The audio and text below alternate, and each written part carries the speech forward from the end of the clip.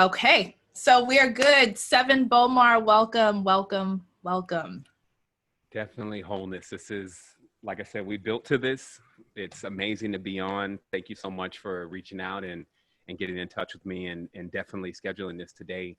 And wow, let's get it. Like it's a lot happening right now. There's a lot coming through from the cosmos, and there's just a lot of beautiful beings, ready, ready for their guidance to this next stage. So I'm here, I'm in service, and I'm in love. So let's do it.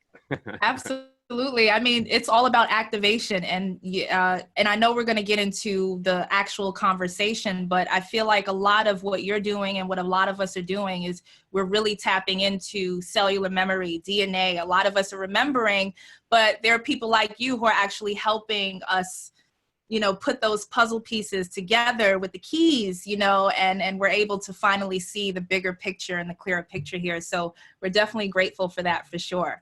And for those who may not be familiar just with you and how you got to where you are pretty much here today, a little bit about your journey. If you can just, tell us a little bit about yourself and we can just take it from there. Absolutely. Let me try to nutshell this thing because folks get to telling you about nutshell, their life. Yeah, because we got a lot to talk about. But yes. So in a nutshell, this particular part of the mission started 10 years ago after I went through a massive activation, and it took me into a stage of my consciousness where I was told to examine letters and numbers and symbolism deeper, and that was a big wake-up call for me, especially when looking into the English language, because I was able to uncover a code within the language that gave me a blueprint of how to look at my experience and things that went on in the past, and even things that were going to go on in the future in an entirely different way. And so I've been studying spirituality, living it for my entire life. It was something I was immersed in when I was younger. And I also had a slingshot effect, though, when I was younger, because of just being exposed to so much spirituality through Christianity and through Islam and through all these different traditions that my mother wanted to explore. Once I got into my early teens, I was ready to get out. I was ready to, get gang related, and I was ready to, do all sorts of stuff beside be in church or be in a mosque or something. And needless to say, I hit a wall like we always do. If you're really bad, you're going to find somebody that's better than you.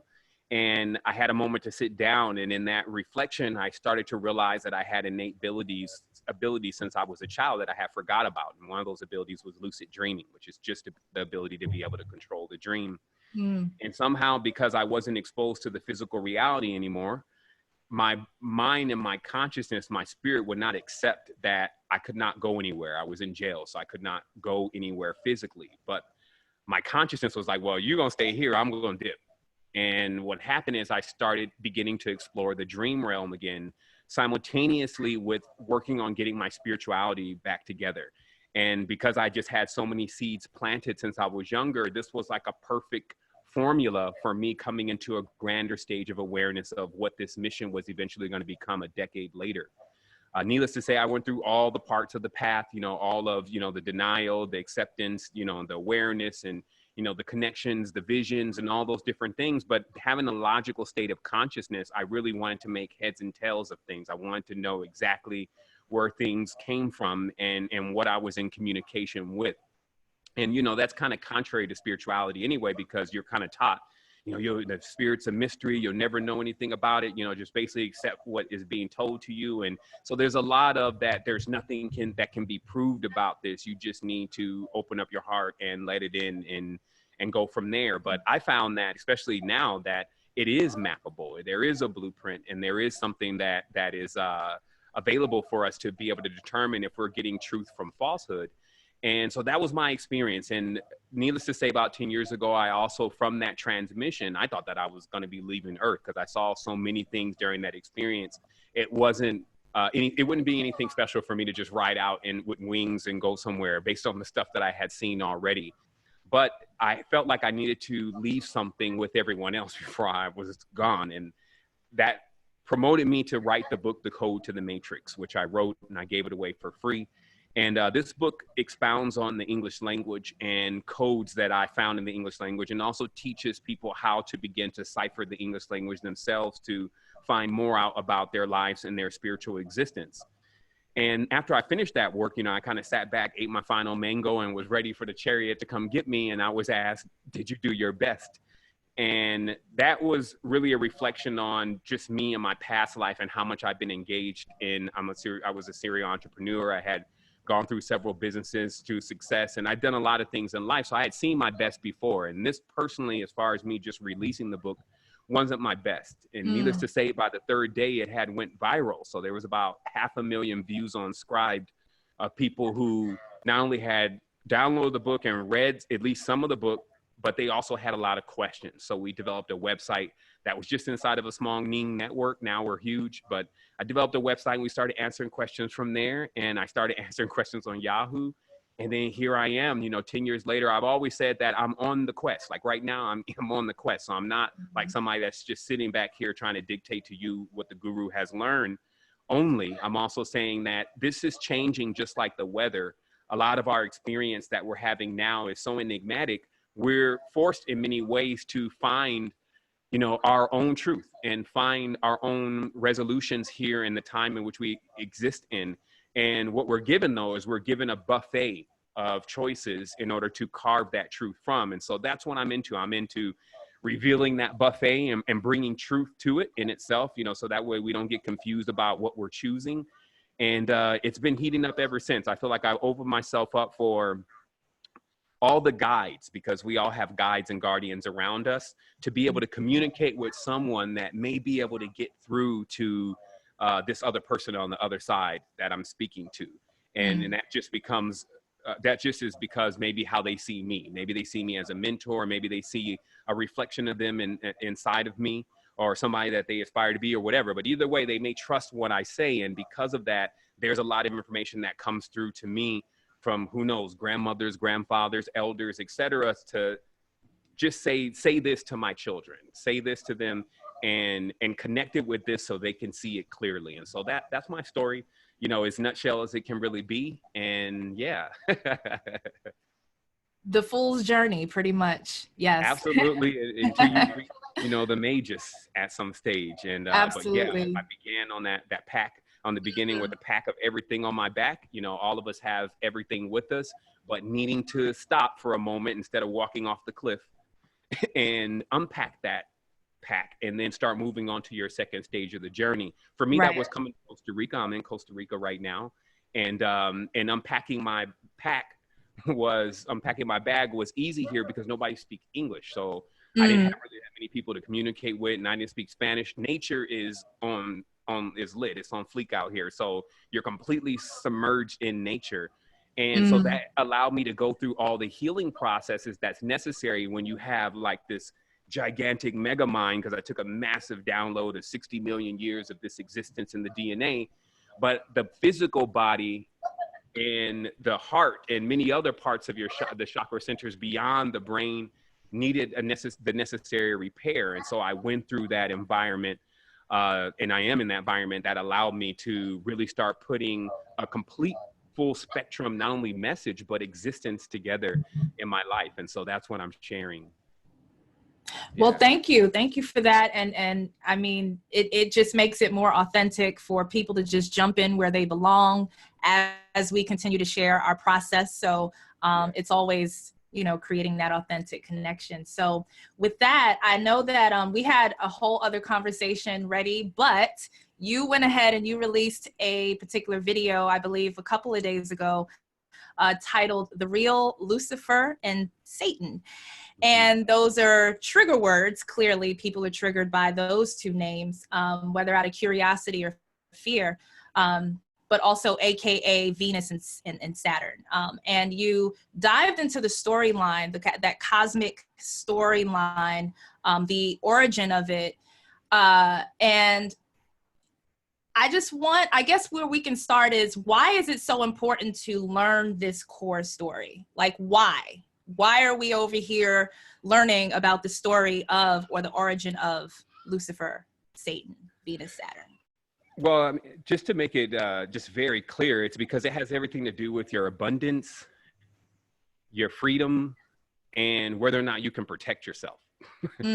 Those two planets specifically, because as I mentioned during that projection, that there's other planets, right? There's Mars, there's Mercury, you know, and each of them have their own aspect within us. I don't encourage anyone to look at this stuff externally, but to go within. Like if you let God out externally, it's terrible. It's too powerful for the external existence. People are just terrified and awestruck. It's like sitting in front of a big giant lightning bolt. When it hits 3 times, it's like you're not going to be, you know, really on the level externally. But if that's happening to you internally, then you will be able to come into a grander stage of awareness. So just as it is, what I'm highlighting is, since we all agree that these planets are chakras, we need to all also agree that the names of these planets in other cultures, if they mean the same thing, but they get a different explanation, then that's actually going to change how we function inside.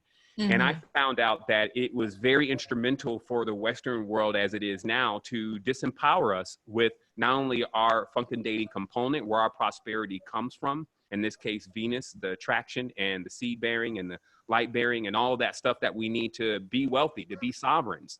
And people can see that, like it's a debt-based system. So of course they will want to remove whatever it is that gives you the prosperity. And then of course, shrouded under something that supposedly gives you prosperity, but in a dark way, because that's of course where the Illuminati and all this comes in. You sign up with us, you become rich, you become famous.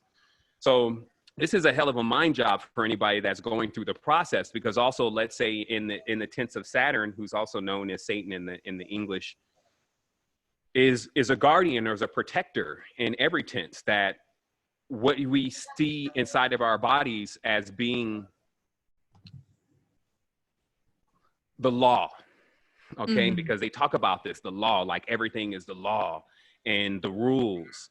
And you need this because there's boundaries that you need to set up in your own kingdom. That's why I advise to take this all internally. Like inside of your own kingdom, if you're letting your spleen do what the heart should be doing and your brain controlling what the gonads should be doing, and so if it's all, your kingdom's all out of alignment, someone has to come in there and set order. So in mythology, a lot of people became afraid of Saturn because many people took on the Saturnalian responsibility of guarding the realm. And these people were known to not only have spiritual abilities to find out who was imbalancing the kingdoms, but they also had the ability to go and deal with that, to enforce a rule over that. So naturally, if you saw, let's say, the Saturnalian guys coming and the women coming, you knew that there was some chastisement coming. And that's where the whole Saturn is evil and all that stuff really came from. But it's even deeper than that. But I'm just saying, on a nutshell, if we don't have our prosperity and our guardianship, then we not only can't take care of our children, we also can't protect our children. And our children are our ideas, our seeds. Our children are our physical children that and also other children, because all the children inside the DNA are all of our children. And then we would witness this scenario, which we see happening now, where the voice or just talking is not enough, meaning that you got a lot of people right now on the internet from all types of race, colors, and creeds, all saying, don't go to war with Iran. Okay, we're just giving an example here.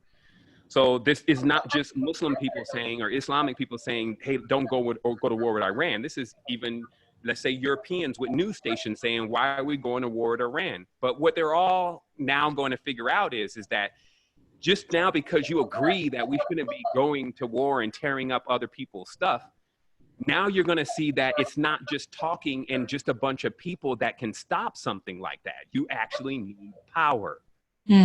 And this is where it's kind of set up where if your power is locked up somewhere inside of your mind and you think that it's off limits to you, then this means that you go through a situation like many of our recent ancestors have gone through, where they've lived an entire life wanting to get out of the situation that they're actually in, but not really being able to find a way to do that.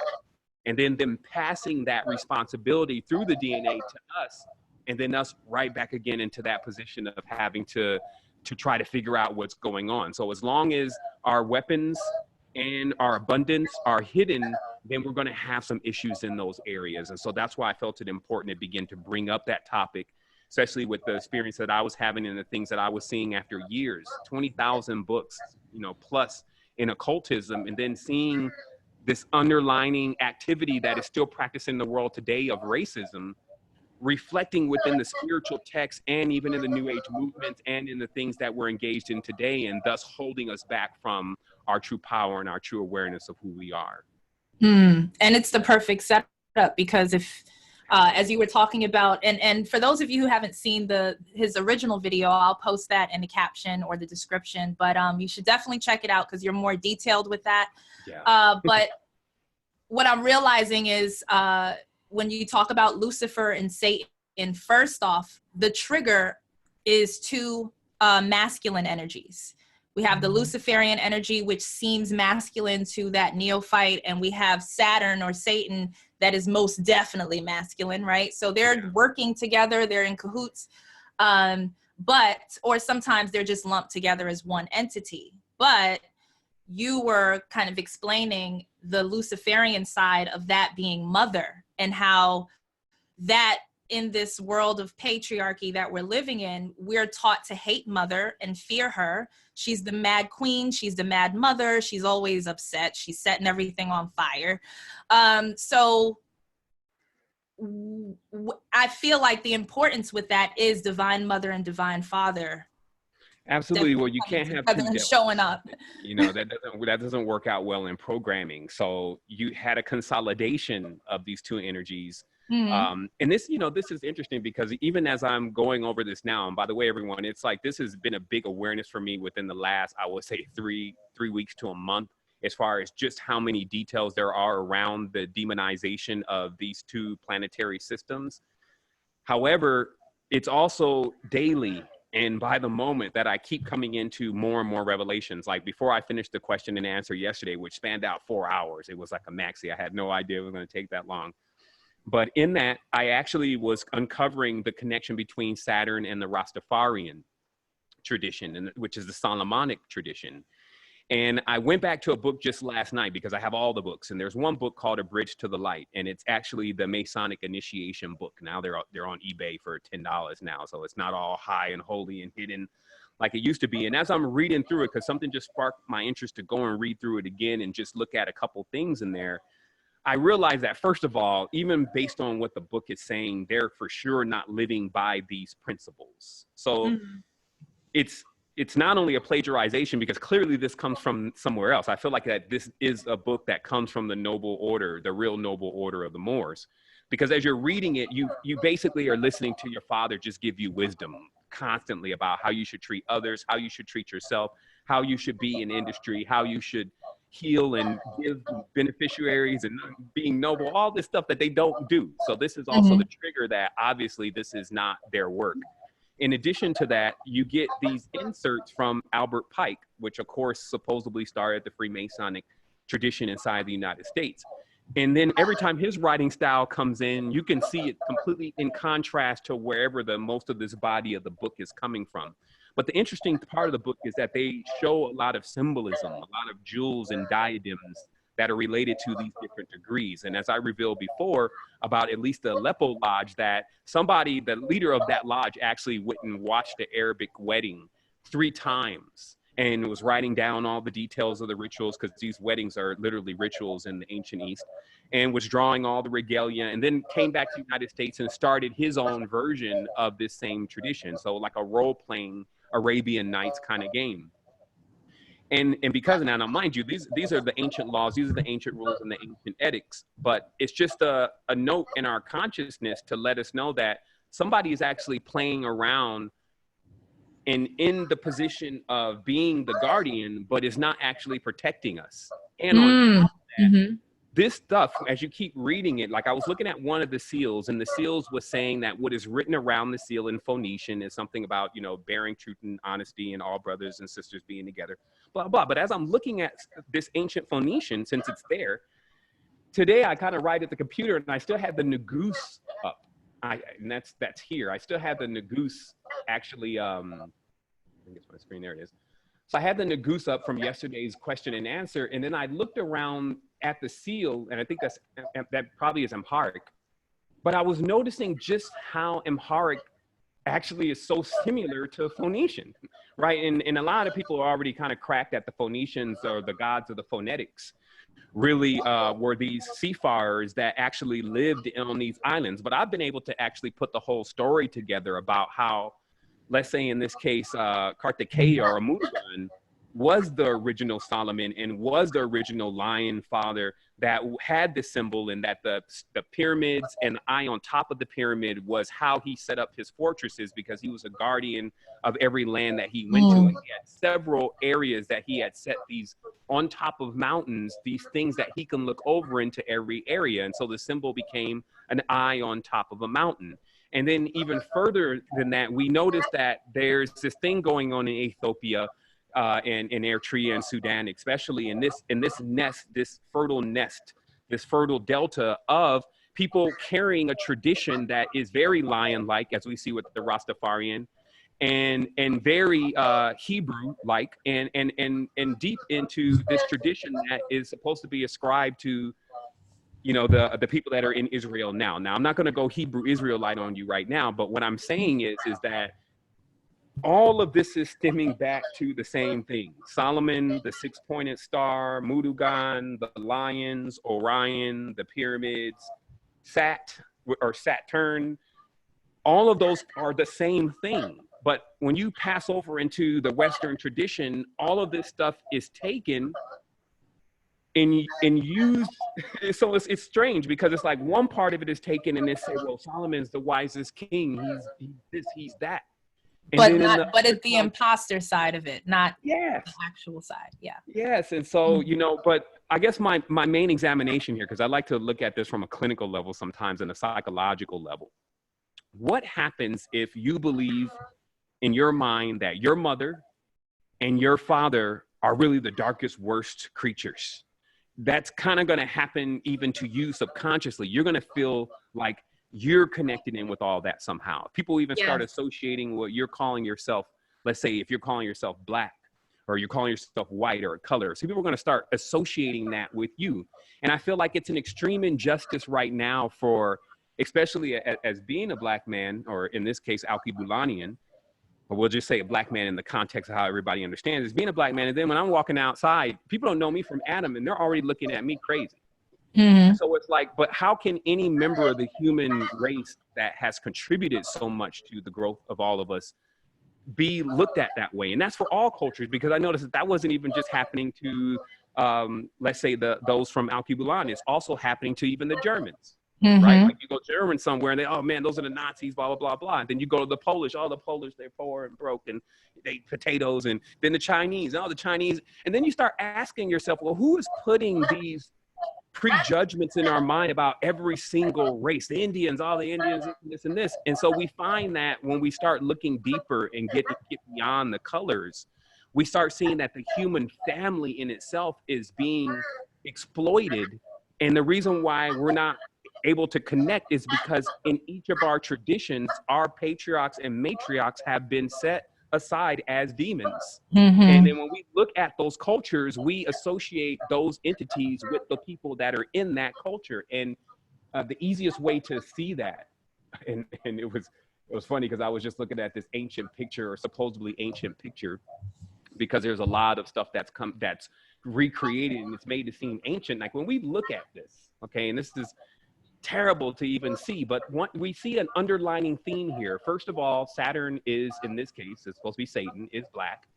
So he's of darker skin tone and he's got horns, okay? And this is always the thing to point out, that supposedly everything that's evil has horns, when the hornness of our entire culture is already always symbolized fertility. Not only the horns of the fallopian tubes, the horn of plenty, or the cornucopia, the phi-based, C-based geometry that produces a lot of or most of the vegetation that we have, the torsion field. So mathematics, vortexes, wormholes, black holes, all that is the pattern of the horn, right? But again, and then of course the term horny, which means basically a fecundator, someone who is able to generate and create a lot of life. But when that turns into this, and then you can see the easy motif here is that the black people, if you may, are the devils, and then the white people are being preyed upon by these devils, okay? And that's symbolic, okay? And that's going to continue throughout all of the imagery that you're going to see from that. But then if you check out every single picture of Moses,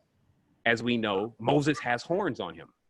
Mm-hmm. So how is it that they can accept Moses, which is like the patriarch of the Christian tradition, and they hate the devil and all of this, but Moses always has horns? And it's because Moses is another plagiarization and being taken from the original Solomon Murugan family line as being the protector, the deliverer, the one who's leading everyone out of captivity, etc. So you like some of the story, but you don't like all of it. And we see that happening even in the society. It's like, so you like the music, but you don't like us to be around. And so all that subconscious, that's not something that people, because when you get on a raft, I talked about this yesterday, when we get on the whitewater raft all together, you can have black man, white man, Chinese man, whatever you want to call them, all on the raft together. And when that thing disembarks, we're all working together because we're all going to need to now roll this boat, and we're all going to need to, sustain. And you find yourself not even thinking anything about judgments and all that.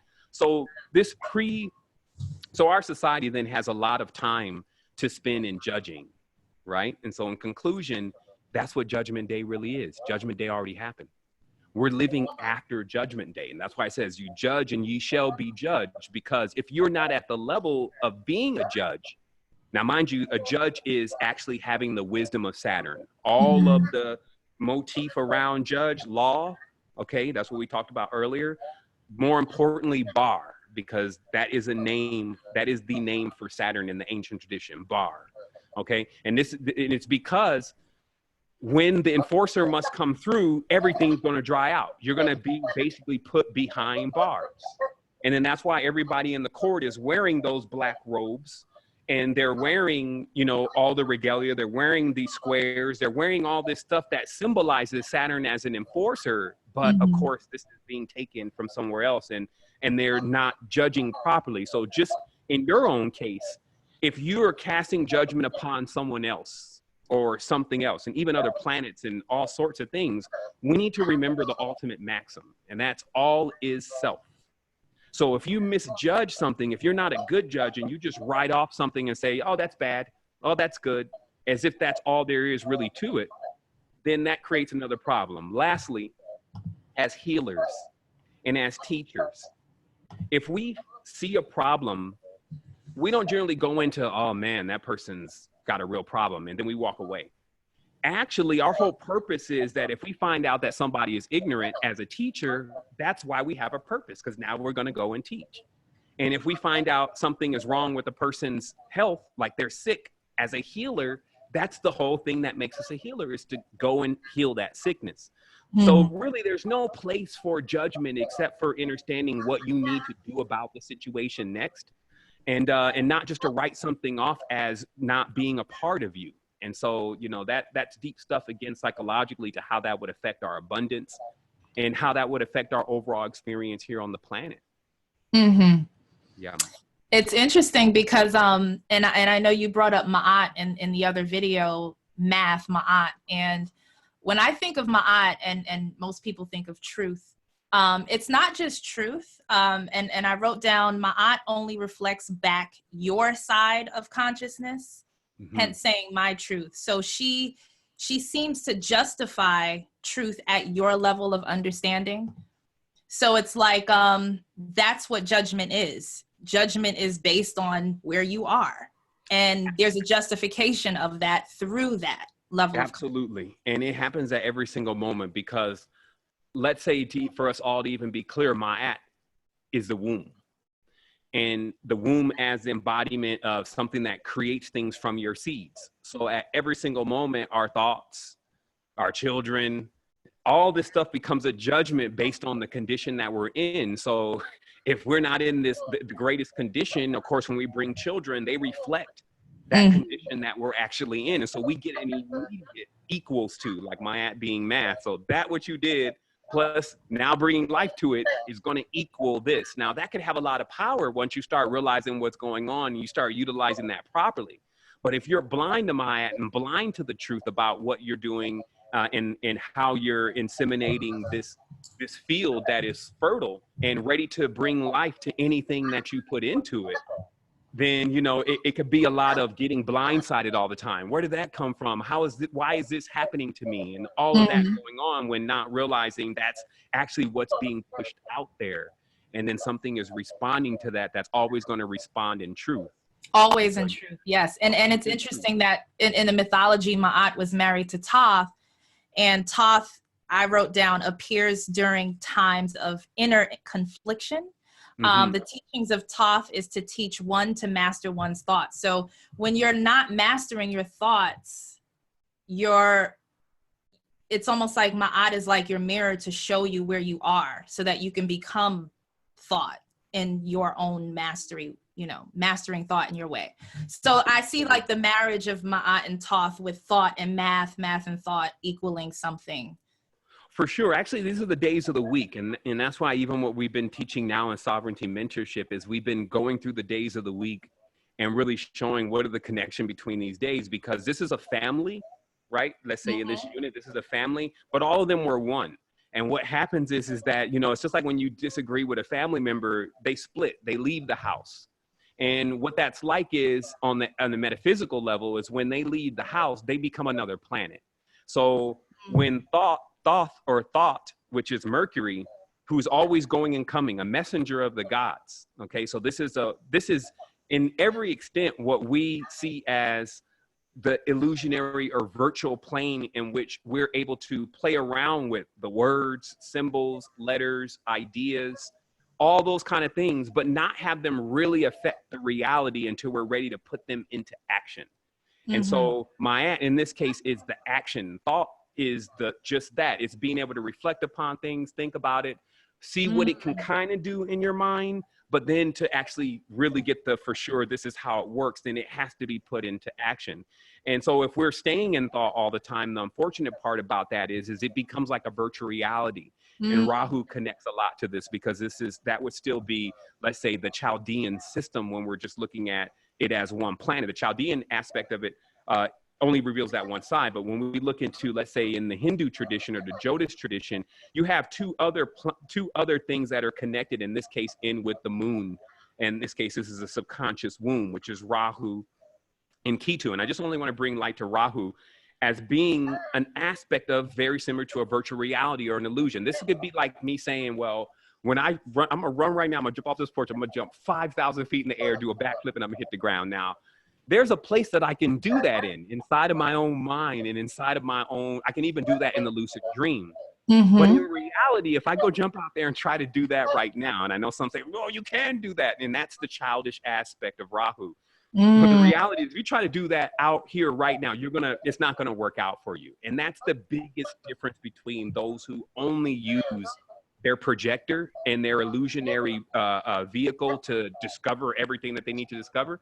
And then the unfortunate part is that our children can't eat that. Like in the movie, they said, Shorty can't eat no book. He can't eat them books. In the end of the day, this doesn't actually pan out to something that in the foundational side of the reality that people can really benefit from until it's put into manifestation. Right. And so, yeah, so, all of the power is there, but in sequence, which I find to be very beautiful about how, we're living this daily life. And of course, all this is inside of our body. And then now we get an opportunity when learning what each aspect is really about to figure out what character or what planet, if you may, or what organ, if you may, that we're going to pull out into this particular situation that we're dealing with. And we'll find out that it's actually so aligned, literally aligned, that every day you're almost like a day ahead when you align yourself properly with the organs or the stars that are moving around your internal cosmos. And then you start having wild synchronicities. Now, knowing the future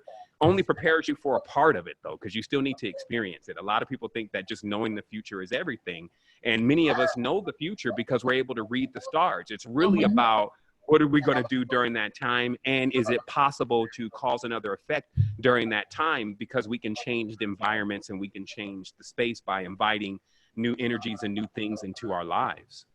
Right. Yeah. So it's like, as you said, a virtual mind game. So it's like so in our virtual mind game that we're in right now, most of us acting out like there's a falsehood to the storyline. So would you say that it's like conjuring up storylines which projects as reality in like a dream, and our dream state only pings back or projects back and only proves to us our state of thought, which creates a reality in the subconscious mind. So it's like, is it safe to say that whatever story the subconscious mind plays out, the storyline will drip back into your reality on some level, affecting your waking life? Because I made a video about like the astral world, astral, whatever realm that would be called, but if you really want to get ahead of time of your reality, is to kind of start there first,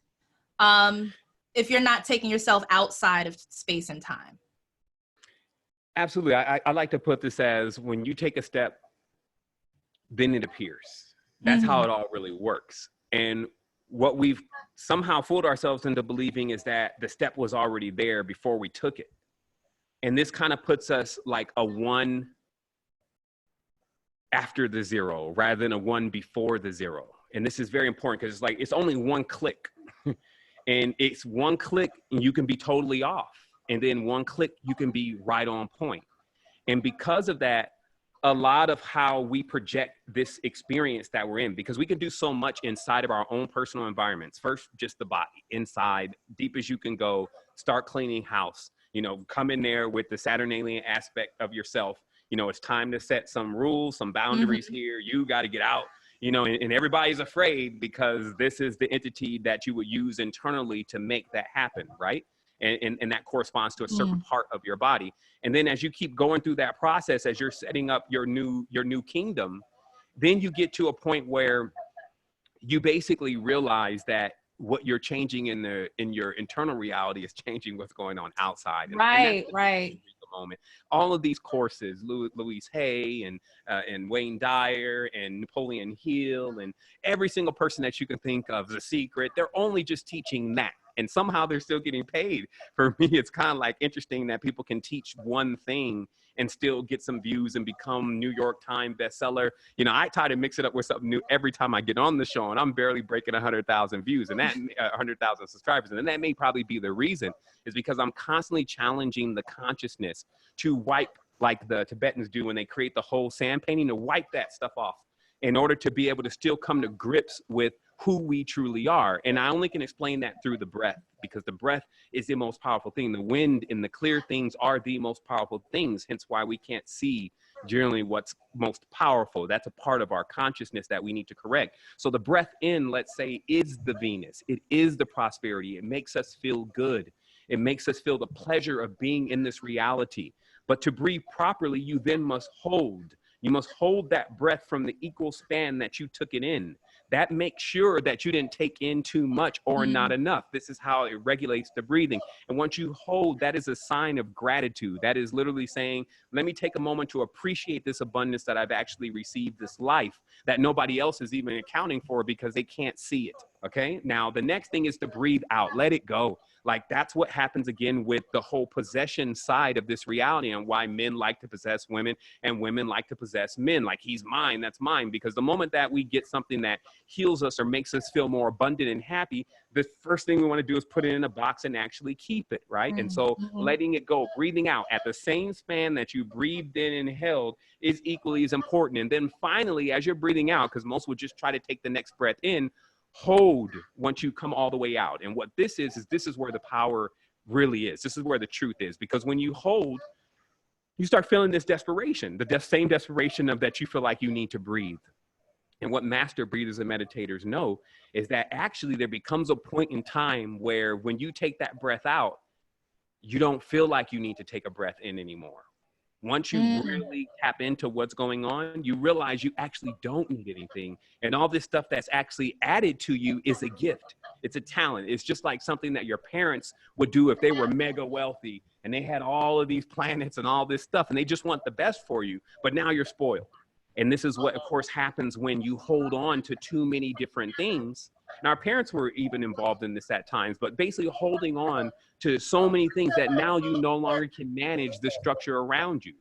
So let's say, for instance, a person becomes mega wealthy, they really have a lot of things around them that they don't use, but they won't give it away. They won't get rid of it. So this actually doesn't allow them to receive what's next. It starts to spoil, and then it's worthless. It's like just another jewel inside of a box.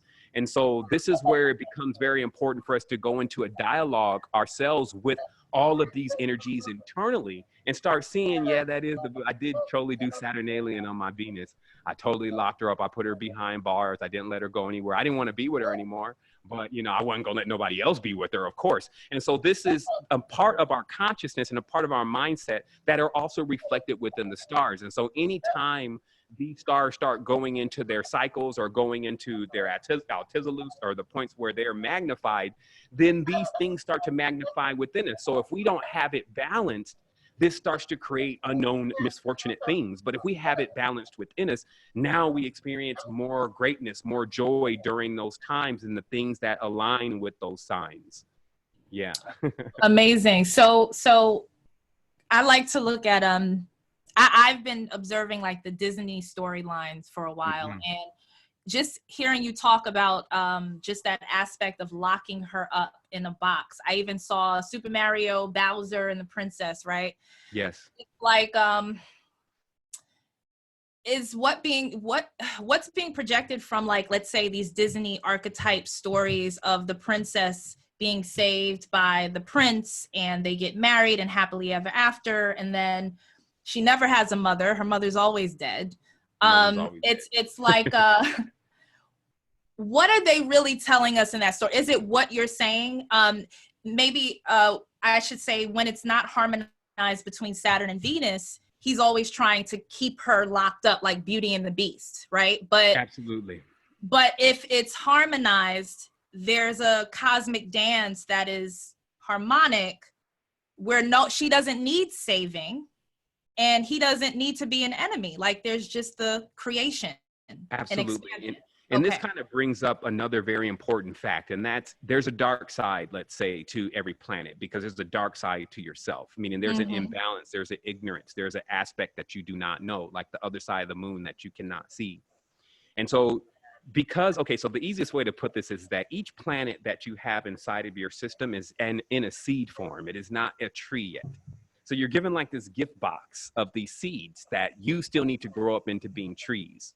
And because this is, let's say now in your Venus seed, this is the same Venus seed that when growing up becomes like a Wonder Woman for real. And she's got all this beauty and all this kind of stuff. But does yours ever grow up? And you got to think about the parable of the sower then, because it explains in every single detail of what can happen to those seeds if you don't nourish them and guard them properly. So all those planets actually have this dark side, like you always, and it's so easy for us to see because we have this innate intelligence of opposites, good, bad, light, dark. If it's abundant, then it's broke.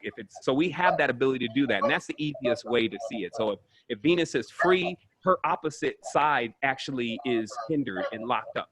So all of those different antithesis, if you may, to the energies is really what we see as the negative aspects of the planet. But if we keep doing that again externally, and then we start creating characters around that, Disney is designed to, first of all, externalize every single, because see, the animals inside of us are actually the organs. It's the flesh. The body itself is nature. Okay, so each organ actually corresponds to the primal animals that were here in the formulation of the body. Okay, so when they create a character out of an animal, they're speaking directly to that aspect of your body. So they're speaking to the liver, speaking to the heart. And in this also, because you are primarily something, that's your astronomy, your star charts casting gives you stardust from a specific constellation during your entry during this time. This means that you actually gravitate more towards a specific type of energy. And so you'll generally, when watching the film, kind of gravitate towards that character. So you'll actually make that character like you, and you'll even maybe get a doll or an image or an idol or something of it, and you will keep it around you. But then what they'll do is they'll pick back up on that story the next movie. And as you mentioned, in Disney movies, if you count how many movies the mother dies, it's incredible. So you can now get the play that this is really happening. And just like when Koopa is now, he's now got the princess, right? This is to trigger off into some of these, it's basically I call it snake hating. And this is just overall, because the serpent is a very deep connection in with the womb, the shedding, the divine feminine, the skin, the largest organ in the body, the shining, the rainbow, the colors, all of that is all connected, even from the high sciences, et cetera. It's all connected into that one being. And so when that becomes the dark being, subconsciously you become the dark being. And then the story starts becoming mythological from there, because now you're supposed to find this Prince Charming who's going to save you from this. And that automatically places you into a very vulnerable position, even as a child, to trying to find some man or something external to actually save you from some unforeseen danger and destruction that's going to actually keep being reiterated and keep being changed as you go throughout your life, until eventually, as it is now, as far as the Nagus and the Naga, as far as Solomon and who he really is, it basically comes back to us as the snake man that James Earl Jones played in the movie Conan, where, as you see, the princess is captured. Now this Conan, who's basically stealing the Cham or Hammock tradition of Canaan, CNN, Conan now is going to go and save, with Bombata, the barbarian is going to go now save from James Earl Jones and the snake people, this queen. So this is the same thing that you see playing out in Mario Brothers. So that continuous story is really just a racial binding, an Gordian knot to keep people twisted and locked within their own consciousness about where their origins are. And because we have to bring up this fact, if you're trying to change something way down the timeline, way down phi, you're just gonna, it's like a treadmill. You're always gonna be trying to fix something. You got to go back to the origins in the beginning. And that's for every member of the human race. So that's why I like to bring up the Venus and the lunar motif, because it shows like a blend between the mammal and the reptile. So it's not just showing you one culture or one group of people. It's actually showing you all of the people in one, as far as if they're rating themselves by human bodies, because the big rating between human bodies is either you're predominantly mammalian or predominantly reptilian based on your bloodline. And because of that, though, if you take on that subset, then you need to know all that knowledge. And this is why this is arcana.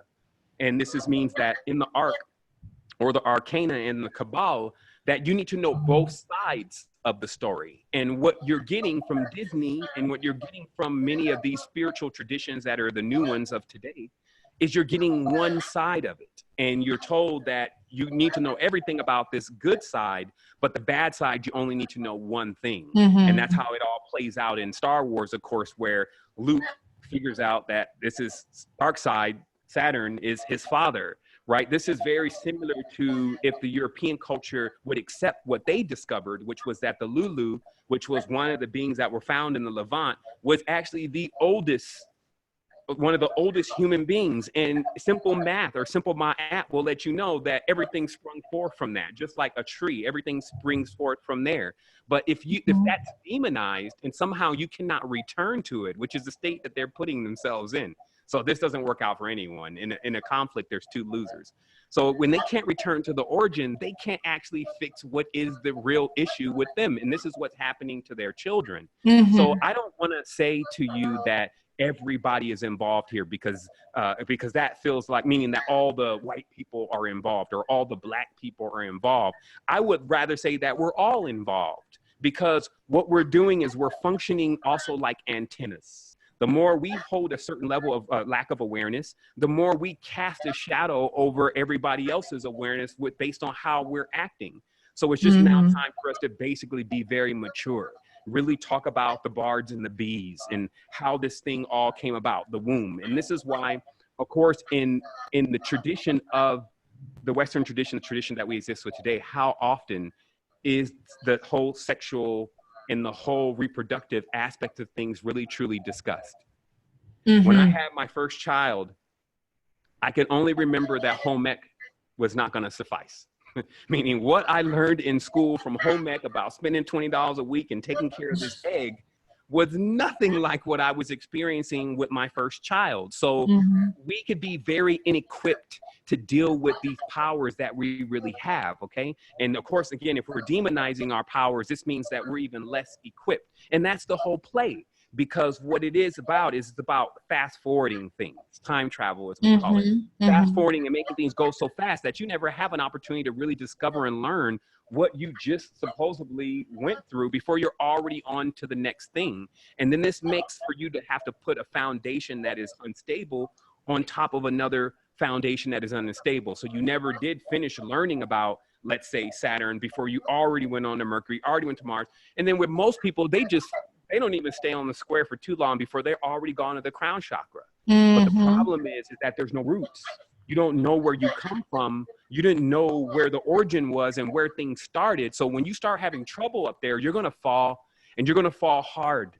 And that's how this whole thing works. And when you hit the ground, you're not going to have any support. It's just like, you know, if I'm a rich person and I leave the hood and I never go back to the hood, but then I become broke again and I go back to the hood, they're going to be like, you don't belong here. You left us. And this is the same thing that many, if not even now, are experiencing with having to get back into the space where they still now need to do work. They still need to do lessons in those spaces, but they're not accepted in those spaces anymore because everybody sees them as one who denied that space. And so Right. it's deep stuff. So this all I saw was a tree toppled over. With all of that talk, I just saw the cutting of a tree. This is a solution. What this conversation, in a sense of bringing people back online within their memories and their origins, is a solution to clear that the lineage of people, of the human race. This is what we do to clear everything. This is just knowing, activating, but then what's beyond that activation? Once you know. Yeah, see, that's the thing. Like, it's interesting because let's say, for instance, I'm speaking to anybody directly because I have that same mindset. We're all rushing towards this activation, right? Mm-hmm. But the truth is, you can activate today. There are substances that activate. Acacia activates, ayahuasca activates. But what you really find is actually that you're not running to, especially if you had one of those ceremonies and it was a real strong ceremony, you're not running to go back in this ceremony because there's literally something that's subconsciously programmed that is saying, well, I want the activation, but where is it? I don't know where to find it. They hiding it from me. But it's actually right inside of you. And that replicates again to, if you really wanted to just blast off from the body, then there's substances that do that. But the next thing that would be the logical next step in that is, so when you're out there, and I've been out there quite a few times, you're like, first of all, you want to come back. On your first few times, it's riveting. But after a while, when you get used to it, you're like, so what do? It feels like that I need some more stuff. I need like some code or something. And that's the truth. You actually need to be able to be aware of where you're at and where that is exactly inside of you, right? So let's talk about just very briefly that the map, because I used to go over this with myself and I used to say, once I went on to this higher level of consciousness in my state of being, or more balanced level of consciousness, where I came into this full awareness about what was going on in the language, I was like on this thing where I had to have a ship. I was like, man, I had to put my ship somewhere because I had become aware of so much.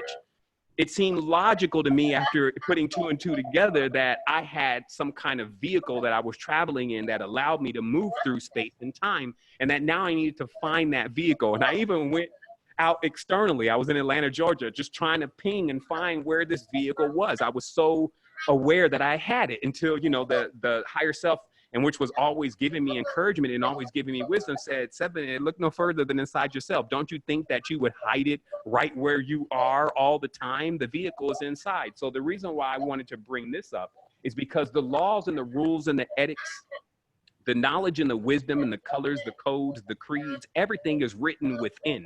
And this is why it's so easy for us to ping it when we know the truth. It's so easy for us to activate it when we know the truth, because if you take a look at this is a superior brachium, which is actually inside of the human brain. Now, this is why, again, that the study of astronomy and the study of in this case, oh my goodness, the study of the body in this case is also, I'm looking for the word that starts with the A, but I don't remember it in Anatomy? Anatomy, thank you so much. It's like, damn, if you don't know anatomy, why am I listening to this guy? So the study of astronomy and the study of anatomy, when they're perfectly entwined together, but we got to sit down and we got to study. And that's really what the thing is. We got to sit in with ourselves and not be distracted and actually either dial in through the gnosis or just pick up a book where some elder has already started writing about the truth and then start examining what is being said, because there are real laws here. And we pointed out yesterday how the Masonic sign, which is just a compass and a square, it's basically astronomy and measuring the earth and measuring the heavens. And so if that becomes a demonic symbol, now we're basically saying that to study the earth and the heavens is demonic. Right. But of course, inside of the scripture, to study the earth and the heavens is demonic. And now you start noticing the play. Stay dumb.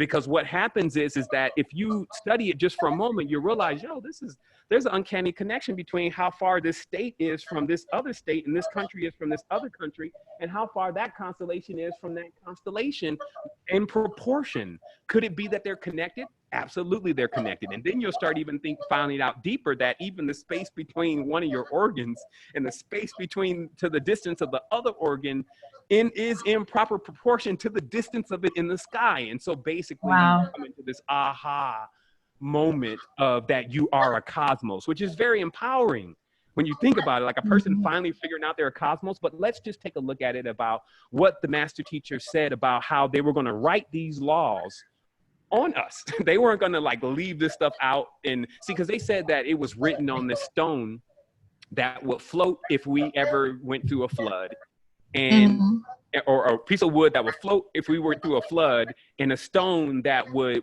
remain unperishable or unperished if we went through a fire. Okay. And that's actually this being that we're standing in, the temple that we're actually standing in. Okay. Because there will always be, as long as you're aware and conscious, these laws written on every single life form if you have the depth of knowledge. So what we're seeing here is we have a quick map, and let me move me out of the way. We have a quick map that shows us where this, excuse me, let me take 1 second here and just grab this. It shows us where this part that I'm referring to is. Let me just get on my double screens where I can change this. There we are. Pineal, okay, because this would be like a map. It's like, okay, what are we looking at here? What is this a reference to? So this is where your pineal gland is, okay? And this pineal gland, let me blow this up just a little bit because we're looking at one part here. This is known as the superior brachium. Now, right away, anybody looking at this, if you didn't see the man sitting there or the horned being sitting there, then you're blind. You need to go look at a few Rorschach ink blocks all day and start pushing your imagination out a little bit further, because what you're looking at is Yeshua on the cross, okay?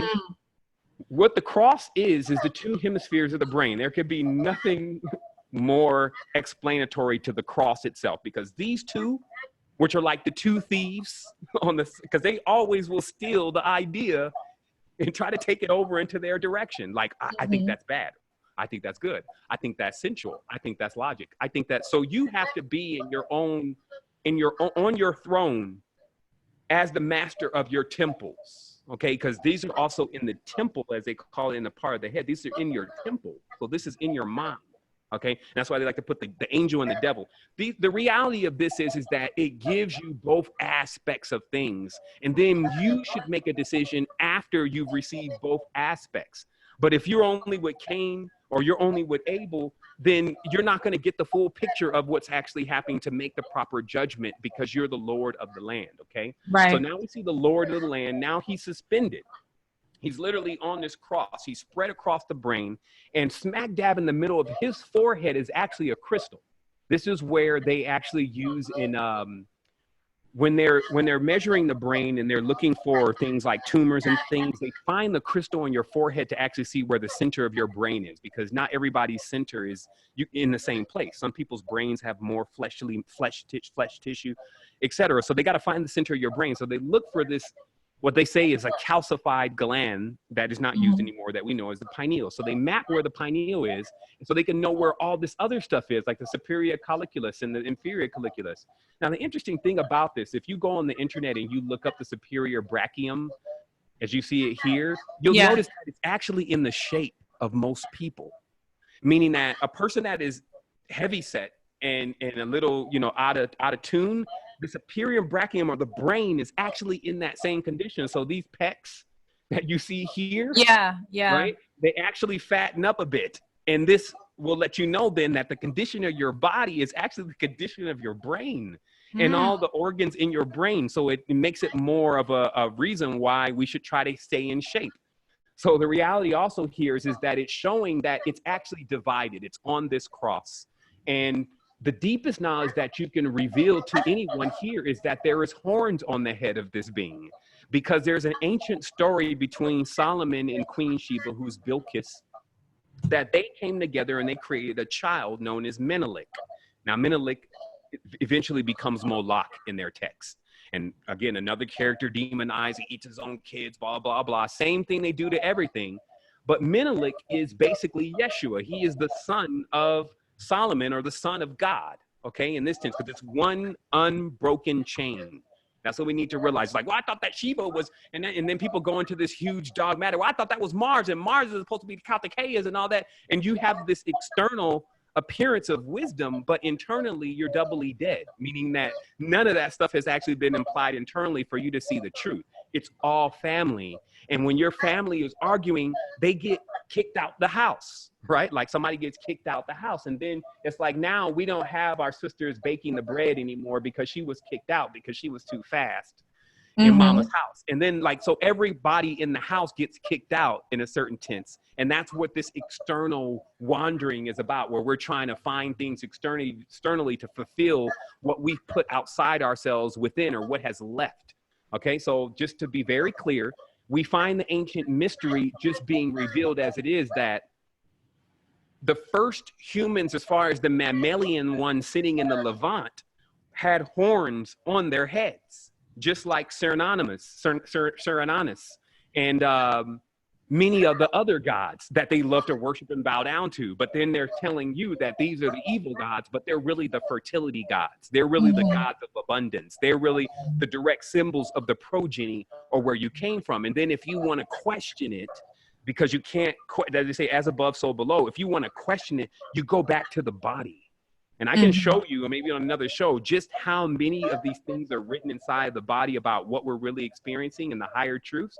But we see here this higher truth, that this being, which is now known as the Minotaur in the middle of the maze, okay? Now they talk about the labyrinth, and they always show you the pattern of the labyrinths, right? And you know, the Carolingians, all on the floor with the Minotaur in the middle. And they used to walk this design, and this design would unlock a certain part of their brain, but they needed to be careful because in the middle of the brain, in the middle of the maze, there's a Minotaur, okay? This is the Minotaur.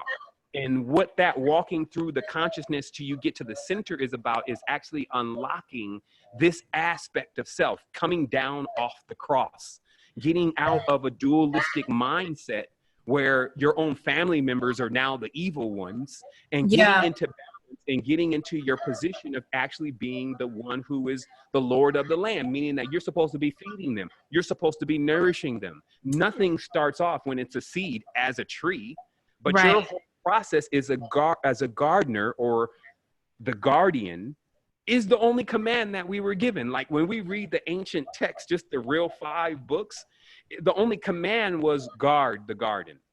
That's it. Now everybody remembers the garden, but they don't see the connection with the word guard and the word garden.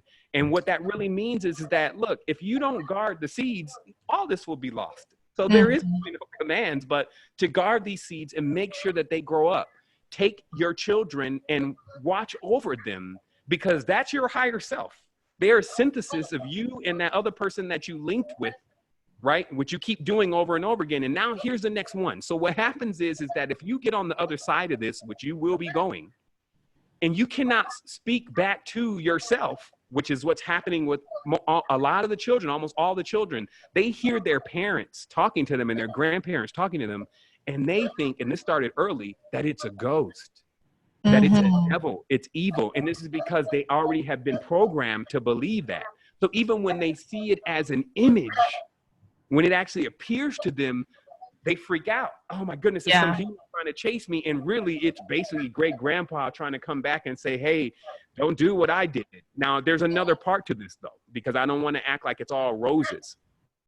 What happens is, if you pick up habits or hobbits during your lifetime, you pass those habits just like you pass everything else, like an inheritance, to your children. Okay. And this is why you can look at your children. Like my daughter, she holds her leg up in the bed when she sleeps. I do that. But this is letting you know that this is passing something on. Even the most minute stuff is being passed on. So if we just take that awareness, then we know that the debts that we incur this life, we pass on to our children in this next stage of their existence. And so what this is looked at is as possession, because if the uncle is now dismembered, he's disincarnate, he no longer has a body, and he's wandering, as you can play as an antenna to this uncle. It would be like the only thing he sees on the plane. And then he will gravitate towards you because he knows that there's a resonance within you. But then when he latches on, because it's like a boat, they'll try to anchor onto you. Now you'll start picking up these traits of your uncle. And if he happened to be an alcoholic, you now have to be in the stage where your vessel is powerful enough to guide him into letting go of that addiction. Okay. And then likewise, there are a lot of random spirits that are moving that don't have families anymore. They're kind of lost. They don't actually know where they belong or what's going on. They just have their habits. Okay. It's like we see habits. And let me just explain this very clearly so it makes sense. Habits could be good or bad. All right. You can have good or bad habits. But anytime you etch in your own wheel, which is what the world is shaped like, is like a disc. Anytime you like a record, anytime you etch something specifically because you keep doing it over and over and over and over and over and over again, it does go with you when you go into your other stage of consciousness. And so what would happen then is if you were alcoholic and you kept etching that into your records, when you got out of the body, there would be You're still an alcoholic. Right. You would want to drink. And so where you would go to get a drink, and this would happen instantly because you have like a teleportation thing when you're out of the body, is you would arrive in the bar, a real bar, and you would see drunks at the bar. And then you would just go into one of them. And then that would be the only time you could feel again what it was like to have a drink. Wow. So they body snatch real quick and just to have an experience, and Absolutely. they look for another one. Well, or sometimes they stay with you if sometimes they're having a little too much fun. Especially if the person is frequenting a lot of areas where this is occurring. Okay, Wow. So we're not saying it's just family members, because everybody is family when you really get what's going on. But it's also beings that just need to fulfill that craving. And that craving is all they are. It's like all their intelligence. Well, they didn't have much. They didn't have much truth. So there's none of that. And, you know, their family, well, they dismembered from their family. They weren't with their family. So there was no connection there. The only connection they have is with the craving. So they become the craving.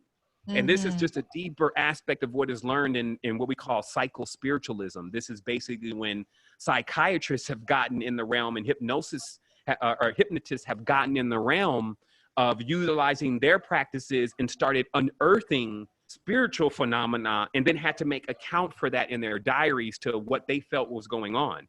And I poured over a lot of this material to finally connect the dots of where do we really go?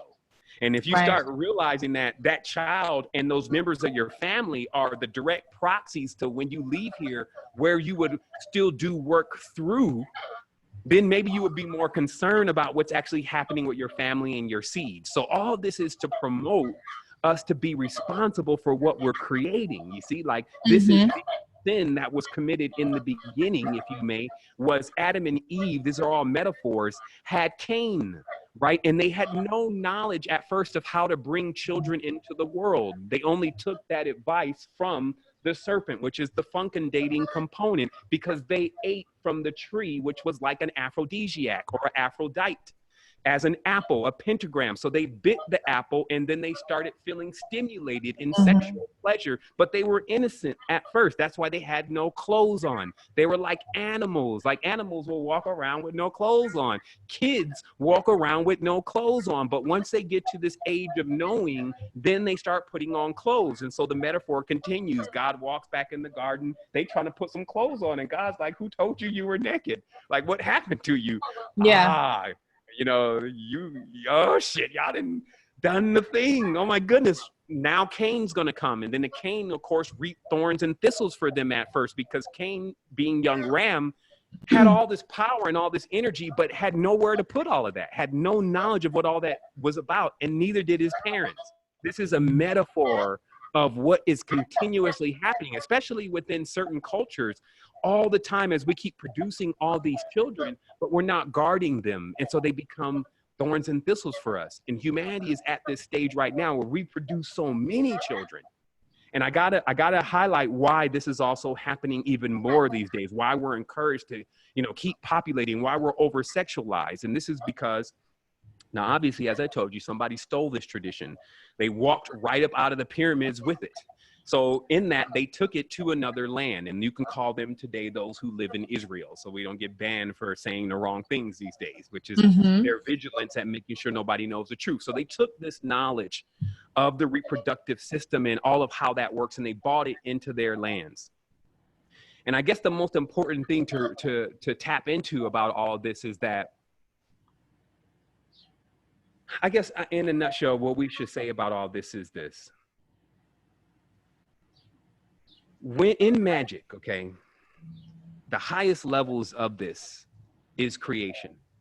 Believe it or not, for us to just create children is the highest that we can really do, right? And we downplay that, which is a gross error, a gross mistake, because this is how we created immortality on the physical plane. We're already immortals, but not on the physical plane. So we created children as a bridge. That's what our ancestors did. They created children as a bridge for us to be immortals on the physical plane. Okay, so that knowledge is very powerful. It's so powerful that a few groups try to accomplish creating that themselves. They try to do what Ma'at does. Okay, that's why they wear these wigs and scarves and all this to this day, trying to be women, because they're trying to still womb magic, but they can't.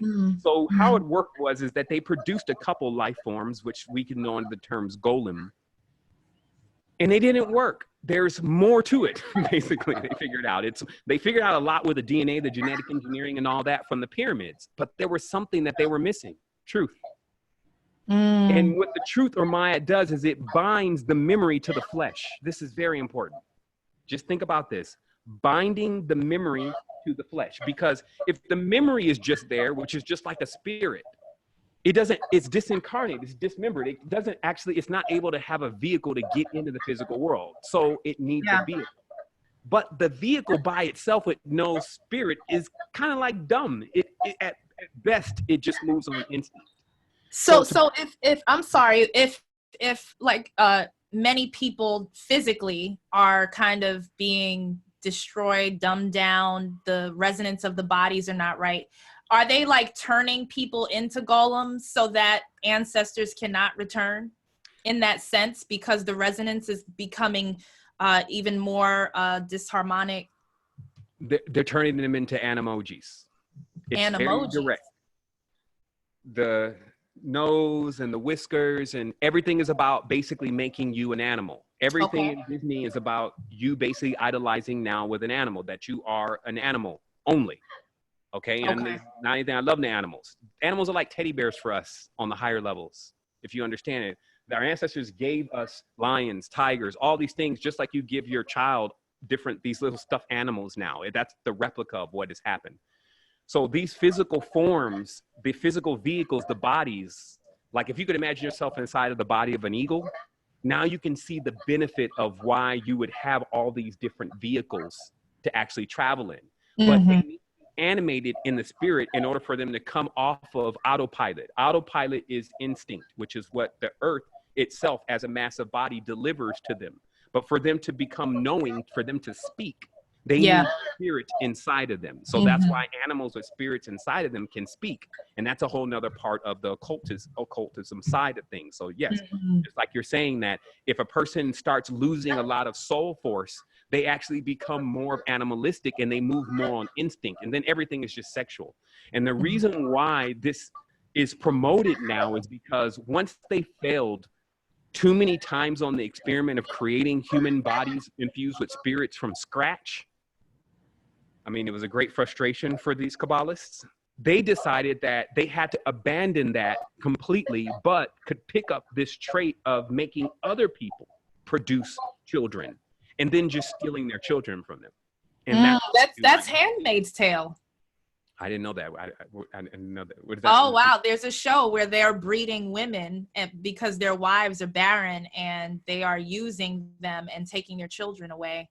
Where there it is. I mean, if we see in the society, and it's unfortunate, again, you know, and some of this stuff, and all this stuff is racial. By the way, people, racial, R-A-C-I-A-L is racial, R-A-T-I-O. Okay, so when we understand geometry, the ratio is basically the difference between one shape and another. But it's all a whole, okay? So it's just to let us know that sometimes our preferences are actually our racism, but that's just because we're not whole. You see what I mean? So it's not a chagrin against another culture, but we do need to highlight some of this that's actually happening inside of the dinonucleic haplogroup of those that are out in Israel. The chain or the ladder, which is their DNA, is falling. It's breaking. Okay. And they even know this. They talk about this. Like, so their ladder of lights is crumbling, right? So they need to constantly infuse themselves with more spirits in order to stay in the game. You see what I mean? Because in their minds, it's a race. Okay. Just like it says racism, it's a race to get to a certain point. And that point they're calling singularity. Okay. So all of this, you know, some wisdom needs to come in, because if you're seeing all this externally, you're never going to get to the truth. There's nothing out there. The further you get out there, you'll be gone. And this is how you know this. This is how you know this. Externally, the further that you go out, especially when you're seeking knowledge, the further you get away from the truth, because the truth is within, right? And it's deep within. So then if we ask ourselves the question, well, what happens then if going really deep inside of yourself actually makes you present and aware and all powerful and here? Okay, present is an anagram for serpent, by the way. If it makes you here and all powerful here, then what would it be if you just no longer were present anymore and you just were always outside and you just kept going further and further in your socialism and social networking and all this stuff, and it just went so far that you forgot about inside? Where would you really be? You would be gone. And so thus, many of these human inhabitants are actually gone. They're looping because their DNA actually consists of a consistent program of Arnold Schwarzenegger, Barbara Streisand, a little bit of 50 Cent, and then a little. So basically, their DNA is actually consisting of Hollywood movies.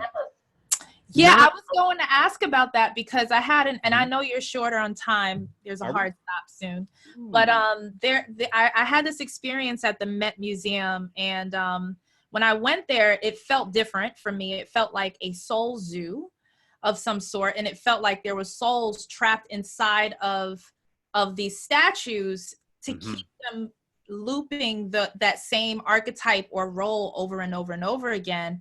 And even with looking at the brain here, the way that you have it, I see Christ, but I also see Christ when he's not in harmony, he's being pulled apart, his body literally being pulled apart. So there's the reliving of that if we're constantly living in that state. So these beings are actually expressing this this torture through our consciousness. Absolutely. I mean, those are the perfect words too, because if we understand the anatomy, what happens here is in the center gets burned out, and that's the corpus callosum. So this is like a real burnout in the person's life. They just don't want to be here anymore. They don't want to continue to have this experience. They no longer feel attracted to this experience and the things going on in it. And they basically die within. And that all comes from the rejection of who they truly are. And if the media and every other outlet is continuously saying that you're nothing really, and it's showing you that only in a subliminal programming way, then this all starts happening to you and you don't even know what's going on, and there's no one else to blame but the people that are around you. So you're getting in arguments of anger all the time, and then yourself. So that actually brings you into a deeper level of depression. And then because nobody cares, because nobody's really watching, I won't say nobody, but there's few watching others. Everybody is actually concerned so much about themselves because everything's about healing. I'm done healing. So it's like, well, what do I do now? I'm good. So I'm in action, working in the garden, actually planting seeds and, stabilizing trees and all that kind of stuff. But the healing does need to come first. And many are actually in that stage of just, trying to actually light the flame within themselves again. And so, yeah, you're spot on with, just that insight. Literally, it's insight, right? Wait, say that again? I said, literally, it's insight, just looking inside and saying, yeah, I see young Ram over here, he's stretched thin, and this is the other thing. When we talk about masculine characters, females need to understand they have a masculine character inside of them. Like thinking that we're just these bodies is getting old. Like even to know you have a left hemisphere and right hemisphere and a corpus callosum means you have a positive, negative, neutral. You actually have the rod of Hermes and your entire being. But it could be a real head crack if you're looking inside of Oz's mirror and you're only seeing yourself as just one thing because you haven't seen that there's another side of the mirror. So whatever you're actually seeing yourself as now, there is an opposite to that actual aspect of things. And this doesn't mean there's an evil version of you. It just means, well, every opposite. So if you're male on this side, there's a female on the other side. And as we talked about, what a broken heart is, because a heart is the shape of double five, that heart that we look at like this, right? So that what a broken heart is when a person is not able to contact their other side. So there's no longer any communication between the left and the right hemispheres of the brain. There's an extreme preference to actually be in only one hemisphere. And then what that feels like for the other hemisphere of the consciousness is that they've lost their lover. And this actually has to do more with the heart than it does the brain, as I mentioned. That's why a person will say, you know, I have a broken heart. They don't say I have a broken brain or a broken mind. And here's the symbolism around that, just so those to understand it. This is why they show Venus coming out of the clamshell and some of the modern depictions. And this is because the clamshell is known to be imperfect double five. This is the symbol that you're seeing here is a clamshell. This is the heart. And then double five, if we put them together, which is here, we will see that they actually equal the heart symbol. And this is all a reference to Venus's broken heart, basically being disconnected from her lover, or that aspect of your body that is masculine being disconnected from the feminine, or the logical being disconnected from the intuitive. Yeah. Wow. That's pretty deep. So I spoke with Martin Kenny last time, last video he was on, and I know you're familiar with his work. Love some Martin Kenny. And he was talking about the Yuga ages, and I know you also discussed that as well, and us going into the Bronze Age. We have 2020 coming with that alignment, that passage. But what I'm seeing right here, I'm just called to just say this, that there's, even looking at Martin Kenny's cosmic clock, I know that there's more than that, that there's more, and there's uncharted territory going on right here. And I feel like for some reason we're going into the Bronze Age, but there's a hint of gold coming into the mix. It's like a mixture of Yuga happening right now, is what I feel during these times, where golden age aspect is coming in, flushing in somehow, some way, where it's mixing with the bronze, and there's something new being birthed literally within the cosmic cycle. So I just wanted to just say that, because this is very new. Even though nothing is new under the sun, actually the sun is bringing in something new. That's what I feel. Absolutely. I mean, actually, you know, most of the cognates and the names behind those kind of energies actually symbolize new. I would always say, first and foremost, that I like we talked about the virtual reality aspects of things, the Rahu side of things, the mercurial aspects of things, that like to unpack everything and try to look at it in different ways. And I love that. I love to encourage that. But as I said before, what happens then if everybody that needs a foundation jumps onto that, and it's not completely thought through or completely perfected, then this becomes somewhat unstable ground. It leaves a lot of areas open for people to even have conjecture and to disagree, and even turn away from whatever is being presented from all levels. And so that's why they have a term, and they say, don't reinvent the wheel. Because all this stuff is going on inside of you, you have to be able to map everything that you seem to have found externally to the internal aspect of how that's happening inside of you. Or else, then you don't have a check and balance system, which is actually pretty dangerous. And they talk about this in the book of Jude, which is kind of like a strange book in the New Testament, because it refers to things that are not mentioned at all in the Bible in many ways. But what it does say in there, because it's only one page, is to always make a sober estimate of yourself every day, so you don't imagine that you're more than you truly are. And I find that that's something that as a master, you always have to keep mindful of, is that you need to constantly check back every single thing that you're bringing forward. You need some kind of blueprint, so that way you don't kind of go off on some kind of tangent and you can't actually connect the tangent that you're on. So that, tangent is also a mathematical term, by the way. So it just means that if we go back to the core knowledge, what does the core knowledge say about this? Like, what did Chippy-Toltec, which are the last ones, the Quetzalcoatl, the obsidian mirror, like all of that, the Mayan calendar, which is the precession of Venus being mapped out. What were they saying about where we were and what we were going through and where we're going next? Because surely they wrote about it. And what they say is that, just rather than maybe overcomplicating things, is that we're going into the sixth sun. And the sixth sun is more about within, to actually discover everything that is happening is actually going on inside. And that's how we became time travelers. That's how we became masters of our own destiny. That's how we changed the shapes of even what the worlds look like in our own consciousness, is by tapping into what's going on inside. And the interesting thing is, a lot of people think that when they go inside, this is symbolic to them now going into solitude. Now they're going to get away from everyone. Now they're going to leave the world. But quite the contrary.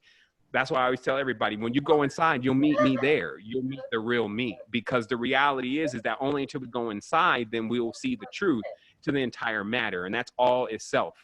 And so in this case, instead of kind of splitting up things externally, I like to form them back together internally. Instead of the Big Bang where all the planets are exploded out into everything, I like to breathe in and draw everything back in as being the cosmos and as the Lord and the master of the creation, because that is the steps that you will receive. That is the ordination. See, because if you're not ordained, right? Ordainment is something that happens to you in the process of your own growth, and you'll know when it's happening. No one external can do that for you. But once you're ordained, and now you're actually really bringing the truth, it's not something that you like, oh, I'm going to go and bring the truth today because I want to give it to everybody. It's more of a responsibility. It's a mantle that you know that you need to be, very, it's like a baby. So you're teaching babies. So you need to just kind of like be aware of all that and the damage that you could have on a child if you drop them, right?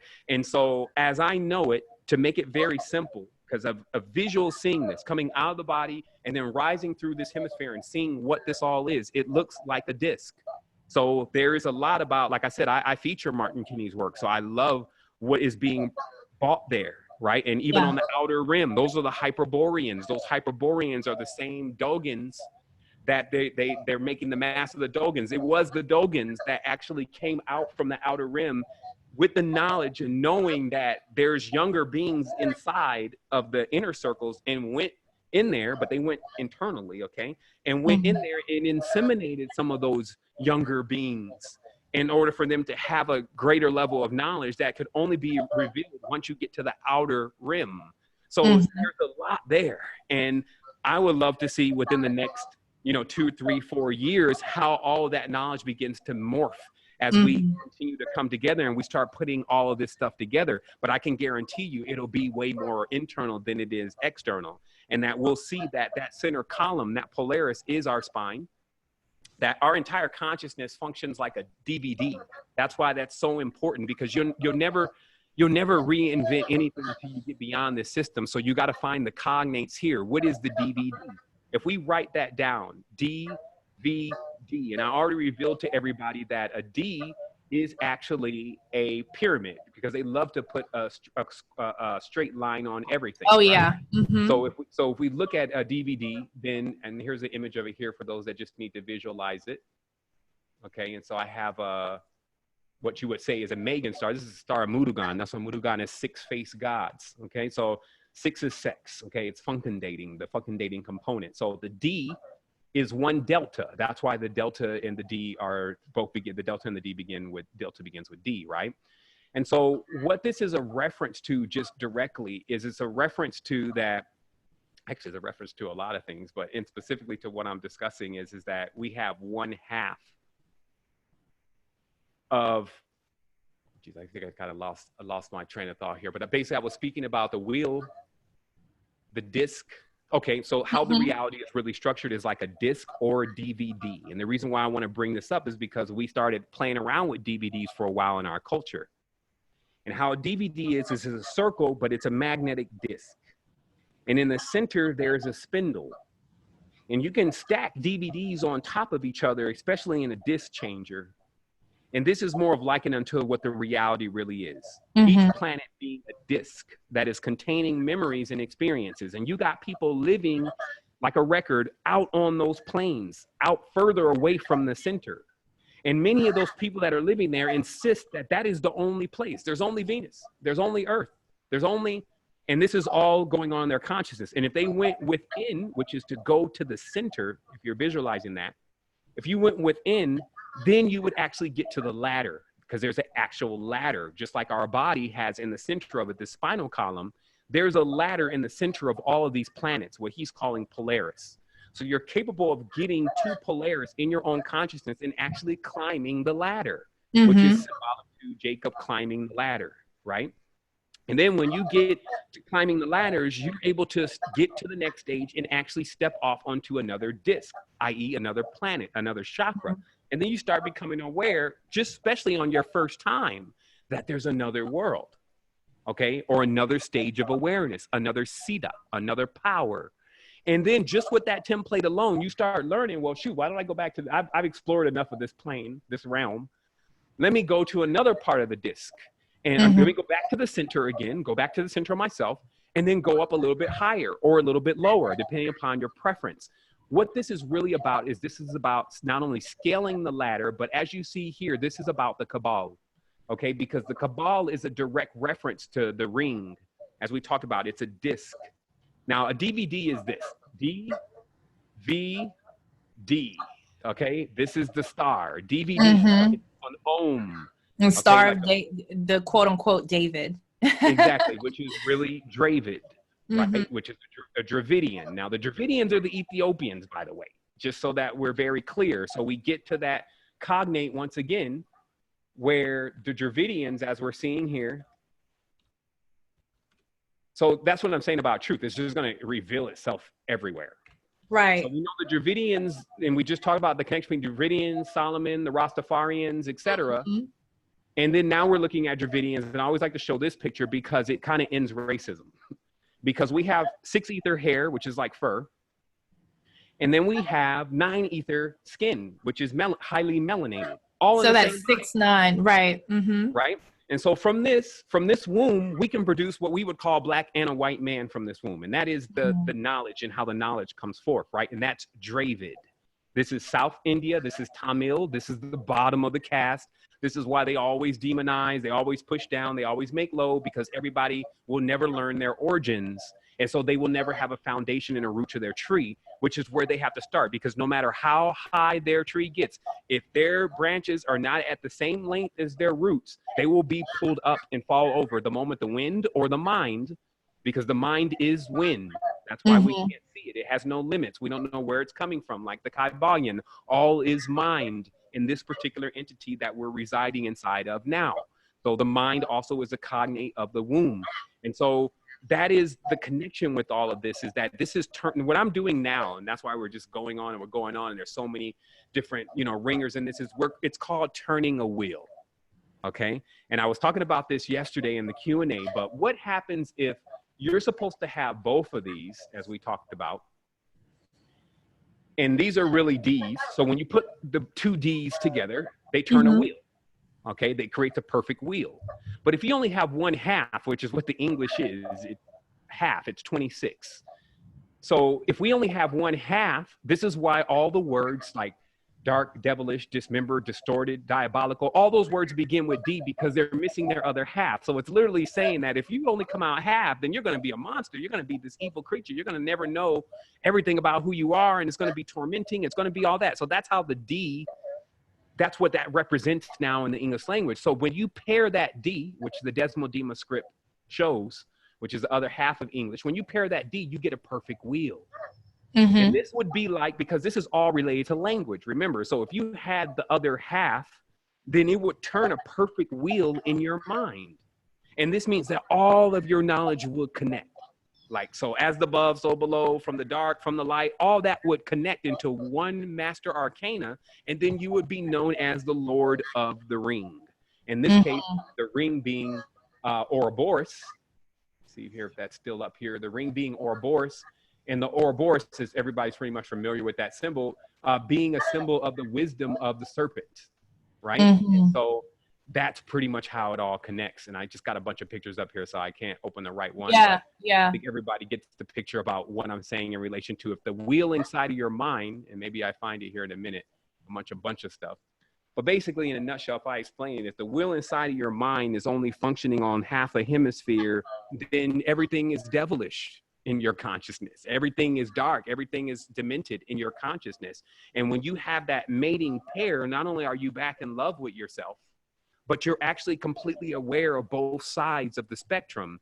And then when you start tapping into knowledge from that stage, because you've gone out of judgment, see, because judgment is every time dividing you from the truth. Every time you think you know the truth and you judge something and you judge it wrong, you're going to suffer. Because you're choosing a side, right? Mm-hmm. Yeah, because you're going to suffer the penalties for that. So you're going to be judged. That's just like the scripture says, judge and ye shall be judged. They're not playing with this. So if you want to come out of judgment, then you got to start judging the proper way. And most importantly, turn that all inside, right? Like judge your own self, become the Lord and the master of your own life, get your own house together, and actually realize that all these powerful forms, like the beast, ride the beast. Notice how all of the ancient traditions show either somebody riding on a peacock. They normally show them riding on a peacock, a tiger, or something like this, because they're riding the energy rather than letting the energy ride them. And that's really what that aspect is of in the reality right now, where if we have this whole idea and aspect that everything is evil and dark, then that becomes kind of what we become subservient to. But if we flip it back around, turn it 180 degrees and find the truth about what it really is, now we're riding on top of it because that is our foundation. Is that the underside of the disc, that aspect of our consciousness? What's on the other side? And I asked this to Kenny, and the subconscious, like it's symbolic to the other side of the moon, like why people are only seeing one side of the moon, right? So in the other side of the moon is the unconscious, is the deep side of ourselves. This is something that is it's a more self exploration, because each person is unique, just as unique as the spiral on their fingertip and the spiral on the bottom of their head and the spiral on the bottom of their foot, which is where their soul is, right? So that whole torsion field, which is the Om. Okay, like the Om is this star. So we're not even talking about, because when we're having this discussion, people can only refer back to other human beings and how this works with human beings. And they keep doing that. And that's why I was saying that what we got to learn to do is think about what's behind the human being's eyes. You're a female, but so is a whale. So when we say the divine feminine and we immediately only visualize just a female woman, this doesn't give us everything that we're looking for. We have to know what's behind those eyes. And so the same thing with the Om, the stars, the Murugan, all of that kind of stuff. We need to understand that this is deep in the level of, this is not just how stuff generates and where power comes from and where perpetual energy is, but it also connects to a limitless linguistic system, a bank of memory. Every single vector here that you're seeing on these ohms, every point where something crosses, life is born. So this means that in the cosmos, because this is a map of the cosmos, every point on the vector, which is measured in the stars, there's life in that space. And so what you would do is you would be able to travel that space internally, because you have this vehicle that allows you to be able to travel these planes. And to activate that, that's why they call, this is the Merkava. But they're still trying to give you this external. That's why they stole that knowledge. Now it's Metatron. Now they're building a complete external mainframe, which are computers and AI that function on these same principles to try to come into what we would call awareness, but it's never going to reach awareness. And it's just like trying to make Golem aware, trying to bind the flesh again to the spirit. The only thing that can do that is actually when this gets unlocked inside of you. And that's why it was called the hidden word. That's why it's known as the hidden symbol. That's why the tetragrammaton is sitting, which is the Yod-Heh-Vah-Heh that we were showing earlier. Yeah. That's why that's sitting on top of the Masonic tracing boards, or any kind of paintings where you see them worshiping God in all of its glory. They put this right here on the top, but it's also missing its pair. It's like God missing his wife. And that's kind of what you notice in this same scripture, where the tetragrammaton becomes the most predominant, which is the Bible, meaning two bulls, right? But where's the other one? So the other bull is missing, which is the feminine aspect. So this means this would be like one triangle. And that's why all their symbolism is just this one triangle, because they are neglecting that other triangle. They've hidden it. They put a black rag over it, like they put the black scarf over the woman's head. They put the black cover over the Kaaba, which is the cube or the feminine womb. You see what I mean? So it's just to hide this knowledge of what we're seeing here, which is the conjunction points. Basically, what happens inside of our body when 6 and 5 get together. Now, this is 5 or phi, right? This is the pattern that Venus is tracing out in the sky, of course, over the eight-year period on Earth. And so she's making the pentagram. So there's no greater reference for the pentagram than Venus, but that's why Venus is always related to the pentagram. But when Venus gets this cast off as being Lucifer, then we start thinking that the star belongs to Lucifer, as we see here that Lucifer is the fallen angel bullshit that they've been selling, when really Venus is this. And by the way, these are not just fetishes found in Alkebulan, also known as Africa. This was found in what we call Europe. There's several of these Venus statues found in Europe. Either they removed them from Africa or they were already going on over there. Why do you think it's called Europe or Yoruba? Okay, it's the same custom, same tradition, but this doesn't work for any of us if the truth is not associated with it. Because what is Venus's big thing? What is Wonder Woman's big thing? Justice, truth. So if Ma'at, what's her big thing? Truth. So if you're not living in truth, then you're not touching any of this. So you have no power. Right. And that's why they love to show the pentagrams and the hexagrams, at least in relation to power, because they know they have power.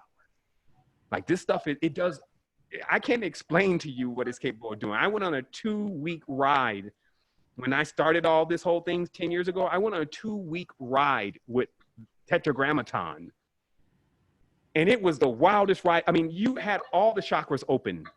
And the last thing you wanted to do was look at somebody and show somebody the power, because every person you looked at, everything that they knew, everything that they cherished, all flooded into your mind. And the first things were what they cherished the most, because that's at the front of their mind. So if you want to know about a person that has a lot of power and what they're capable of doing, whatever you're holding at the front of your mind that you cherish the most, that's what they can see first. Okay.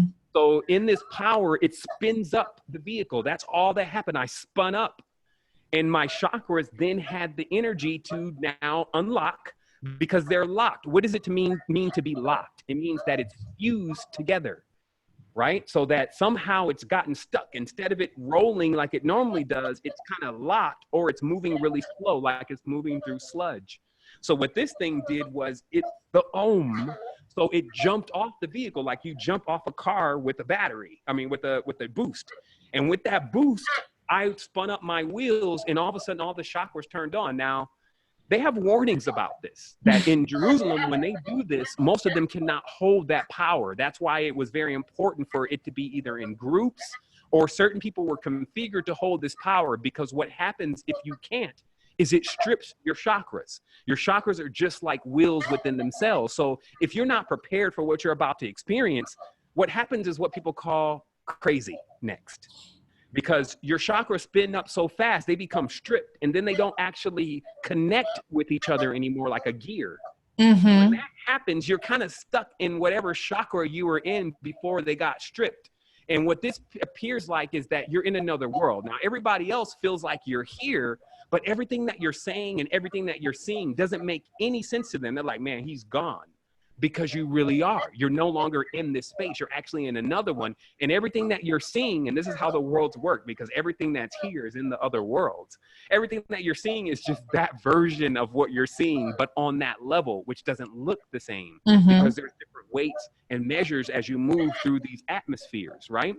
And so that's what we're really talking about here, is we're talking about the true activation and the power that's aligned with that, but it ain't going to come externally. Those who have evoked it externally and for external purposes did the equivalent of letting a nuclear bomb off inside of themselves, because it's group shared.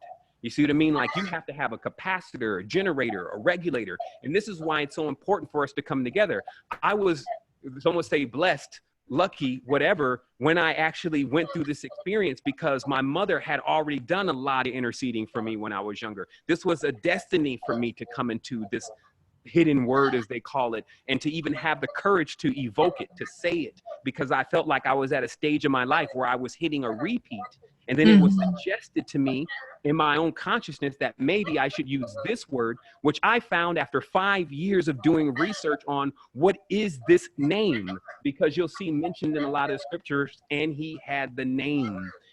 But they would never tell you the name. And I found out that that was connected to the hidden name of God. And then when I finally, after going through deep book after deep book, found the name, after all the reputation they had gained the name, I was afraid of it. It's terrible. It's this and that. And so I kept it with me, but I never used it. Then one day it was suggested to me in my mind that I use it. And then I went through this massive activation that almost stripped my mind. Like, it was a borderline between whether I had went crazy and whether I was still sane. But because I was so logical, like I had a very logical mind, I dealt with computers earlier in life since I was a kid, I still was able to actually map out what was going on in the experience. And I also had a spiritual background, so I had seen things on the dream plane and all that before. But again, I was just barely hanging on for dear life. Right. So I'm not telling you go and call the tetragrammaton. What I'm saying is internally, there is something that adepts know activate once you get yourself into the proper alignment. And it is about alignment, because if you turn this thing on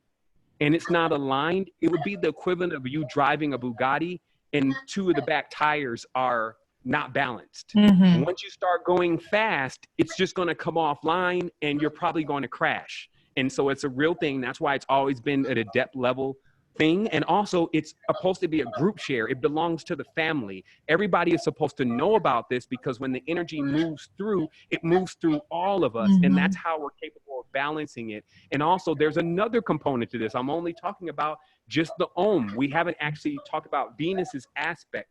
Like we say, it's a soccer ball. This is a hexagon of what we're talking about, right? But there's also a pentagram. And on the soccer ball, that's called the game, the ball game. That's what the Mayans called it. On the soccer ball, as we have it today, there's a hexagon and there's a pentagram. And those two come together to form the game. So this is just the hexagon. And that's what I was saying about people who just have this, which is our Jewish friends out there. Yeah. They're lost. They're completely spun out externally. And they even have it called Jerusalem syndrome. They restrict them to use this now. They have other cognates of the words, because that's what they did in the Kabbalah, is they find other words that are not as powerful, which are like entities that are not as powerful. And then they try to take over them and try to command them through these words, which is called evocation or intonation. So, you know, that's as much as I can probably get through in this cycle of our build, seeing time. But it feels like, wow, we just time travel because the time's already over. But I also feel like we got so much in such a clean way. It's at least enough for people to look at it a little bit deeper and say, maybe I did miss something with this. Because it's funny, because the whole community is doing this in one way or another. Either they're representing the dark aspects of Venus and Saturn, and they're pushing that on to everybody in this undercurrent of the New Age agenda, which is run by the OTO and Scottish Rite and all of them. Those people that are in there, I know exactly who they are, and they know I know who they are. And this is why you don't see Sevan on no Gaia TV, really. You don't see Sevan on them. They don't invite. You don't see Sevan on Joe Rogan. You don't see that, not because they don't know. Like, I already have a system that can track everybody that comes across anything that belongs to us. So we see people, we see Homeland Security, we see all these different people coming across, and even the stars, actors, rappers, we see them all coming across, but they don't say anything. And it's because they're still in that point where they don't feel like that they connect into this in a way that's going to wake us all. And what I'm actually sitting here doing now is showing them all that actually all of that you've been given as a position was for this. Was for you to finally come into your part in all of this, bringing the human family together, especially since so many of them are holding the current that belongs to all of us. Meaning, when somebody is storing $5 or $10 million in the bank that was from record sales or shoe sales, all those people who invested their current in energy, that's where their current is in that bank. And what they have in exchange is the $5 piece of plastic. And unless that comes out of that bank, which is holding the water, right, and floods back into the community, what kind of people keep profiting from a business but never invest back in it? You see what I mean? Right. So we've been getting profited on from the beginning, really, and nobody has reinvested back into our youth and our children. Now we're bringing that in 2020 is in line. This is why it is Sovereignty 2020. Martin is right. There is something going down in 2020, and you don't even have to be an astronomer to know that, because there's enough that's going on in the physical plane with how the systems are changing to know, be serious about your sovereignty. And that's what this is about, to be truly serious. Don't go outside. Evoke that within, like know yourself, as it says on the front of the temple. So you don't walk in those doors. They tell you don't walk in here. You need to know yourself.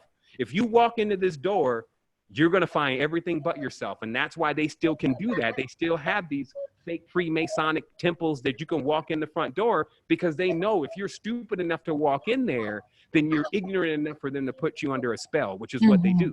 And then they enact the first act of killing Solomon. That's the first ritual, to kill Murugan. And then they move on to Venus next. And now you're completely subservient to their darker aspects of these entities, which they weren't able to balance because they're not balanced within. So there it is. Let's put our hearts back together. Be in love with each other. Like, I love this connection that we all share, and just being here for the family. And that's really my existence, you know, just in this space, because I'm not going to be here forever. Like in this shape and form, I'll be here as some shape and design and form. But I know that my time is to spend here, just like you're given time. And there's one last thing. I'd love to come back on the show, but I'd love to talk about how this time now, from the time of the summer solstice all the way to November 1st, is the time that your ancestors are able to visit you. This was the entire, what they would call the Day of the Dead, but you were the dead. You got to, all this is flipped upside down. Like when you have an altar on the Day of the Dead and there's fruits and vegetables and all that there, those fruits and vegetables are for humans. Spirits don't eat food. It's basically a knowing that just like the legal systems and everything function here, there's a cosmic legal system, and visitation is your right. And so there's a 4-month period, which is from 4 or 5 days ago, summer solstice, all the way up to November 1st, where your ancestors bring you gifts. They bring you your gifts, your powers, and things that you remember to encourage you to not only finish this time that you have here, because you won't be here forever, but also not increase your sentence. You want to go home, but if you do something crazy here and you get into the wrong groups and get into the wrong teams and the wrong people who are bringing this imbalanced knowledge, then you're going to do more time. You're going to have more sentence, right? In this script, this character, and how this whole thing is playing out in this virtual reality that has been created within the minds. So let us do ourselves the biggest justice of coming together and just staying together, because we're the only things that are real here. So I just wanted to say thank you so much for, you know, having me on and having me here to present this knowledge, you know, to your tribe. You know, I also commend you for all the things that you've done, you know, and working with this YouTube and, you know, and getting to the level of delivering this knowledge on this level. It's amazing. And that's something, because I have to do it every day. I know exactly what it really takes to do that. And so the proof of wisdom is in the type of people that it produces. So for you to come on this thing and have a smile on your face, that's to let us know exactly how far you've gone with this. So, you know, thank you, sister. Thank you. I appreciate that. Thank you so much. and before you go, like, where can they find you? Links will be in the caption and description, but I know you have a lot offering right now. With a lot of, what we've done is we've tried to do our best at consolidating the experience, because it sometimes becomes one person just, you know, doing a lot of stuff, and I could do a lot of things, but sometimes you just don't want to. So right now our website is secretenergy.com, as it's always been. We got some massive stuff coming out. We're developing a new app called Mindful App, where we actually compensate people to meditate and to do things of building their own energy. It actually works. We figured it out mathematically. And then another thing that we're doing now is ambassador training, which is now morphed into sovereignty mentorship.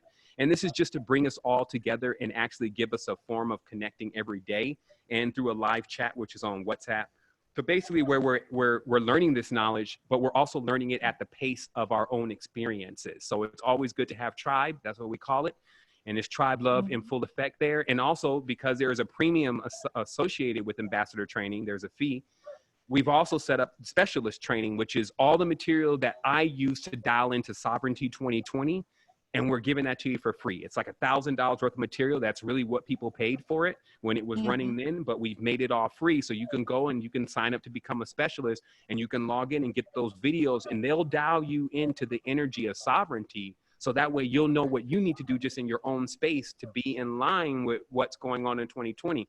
I don't have such a big fear factor about 2020 because I've actually been through so many near death and death experiences. I've completely killed fear as a mind controller. But what I can say is fear is very instrumental at propelling us to actually make decisions that we should have made a long time ago. And that's the whole part of maturity and adepthood, is that we don't wait to make decisions. We make them as soon as they need to be made. So in this particular scenario, this is encouraging you to go and study this knowledge and this power about your ancestors so that you'll be prepared for whatever is coming. And instead of you being back in the corner shivering, you're the one actually pulling people out of the sludge and whatever it is that they've gotten themselves involved in, because they're going to need you. And I'm also not wishing bad upon anybody, even our people over there in Jerusalem and all that. I need things to be back in alignment. The planet is an entire body, but reparations are due on all levels. Like all that land that's out there in the United States, that's all reserved, man, that's all our stuff. Give us our stuff back and let us grow. Let us continue to connect. And so that's what I'm about. And by all means. And so what I mean by that is that if you feel almost powerless to these forces and these big ass militaries and all that, like, cause you can't, what is Beelzebub casting out Beelzebub? Why are you going to go and grab a gun and try to play around with them on that? I got something that is deeper, doesn't even have a word to it, that I can hit all of this with to get to another stage, but I'm not going to kill it. I'm going to actually bring it to life again. So that's what we're talking about. So amazing. Thank you very much. I look forward to having you on again. There's so much more to get through, yeah, but we got to get in here again. There's a great synergy going on. So I trust that maybe if you're the fans and everybody want me to come forward on this again, I would love to. Absolutely. Thank you so much. Enjoy the rest of your Sunday. No doubt. Wholeness. Wholeness. All right.